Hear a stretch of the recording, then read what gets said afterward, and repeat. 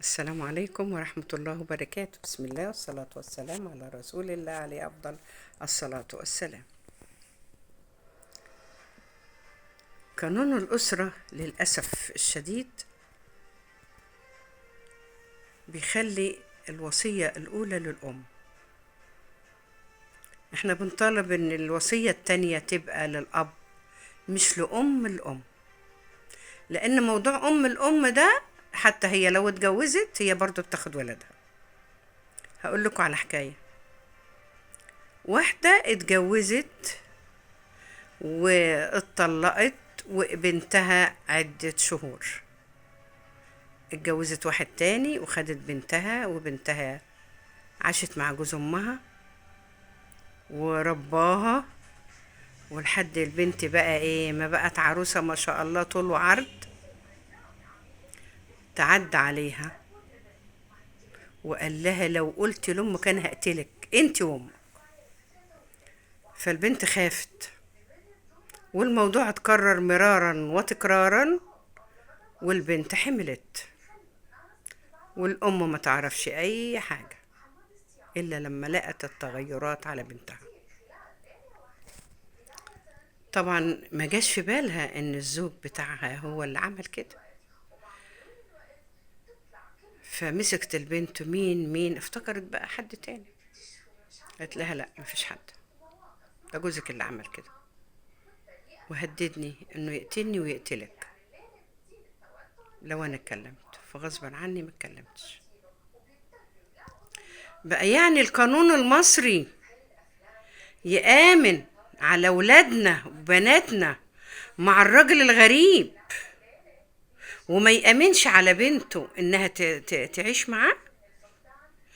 ازاي جوز الام هو اللي يربي العيال وابوهم لا؟ تيجي ازاي؟ سؤالي لكل واحد مشترك في القانون، تيجي ازاي؟ تيجي ازاي ولادنا يتربوا مع راجل غريب ويتعدى عليهم وابوهم محروم حتى يشوفهم؟ يا ناس يهو حرام، اتقوا الله، ارحموا من في الارض يرحمكم من في السماء.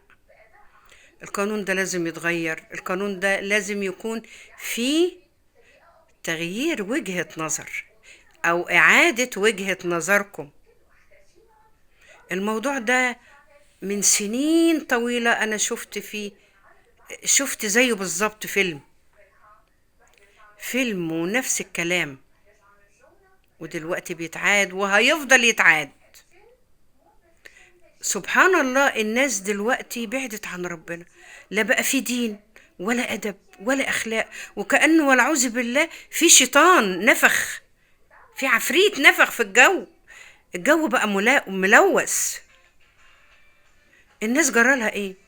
الستات والرجالة حتى الشباب والبنات، الأخلاق ضاعت.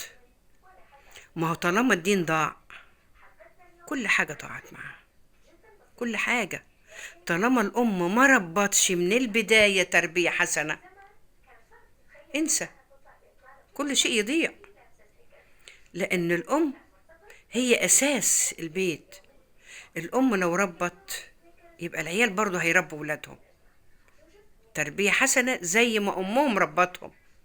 لكن المنبع أصلا بايظ، الأساس اسمه ايه مخوخ، الأساس بايظ، يبقى الفروع هتبقى ايه؟ أكيد هتبقى برضو بايظة. الجو بقى كله كده دلوقتي، الجيل بقى بالشكل ده كله كده. يا رب يهديهم ويحفظهم، يا رب يهديهم ويبعد عنهم الشيطان يا رب. السلام عليكم ورحمة الله. متنسوش الاشتراك في القناة وعمل لايك ليصلكم كل جديد.